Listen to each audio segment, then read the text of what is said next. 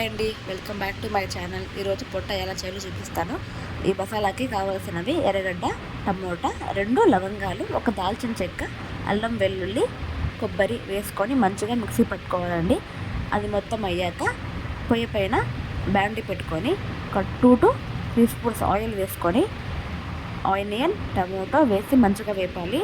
అవి వేగాక మనం మిక్సీ పట్టుకున్న పేస్ట్ కూడా దాంట్లోకి వేసి మంచిగా పచ్చి వాసన పోయే వరకు వేపుకోవాలండి. ఆ తర్వాత పొట్ట నీట్గా కడుక్కొని వేసుకొని వేపుకోవాలండి. మంచిగా వేగాక చిటికెడు పసుపు, కొద్దిగా ఉప్పు అండ్ 1/2 టీ స్పూన్ కారం పొడి, 1/2 టీ స్పూన్ ధనియా పొడి వేసుకొని మంచిగా ఫ్రై చేసుకోవాలండి.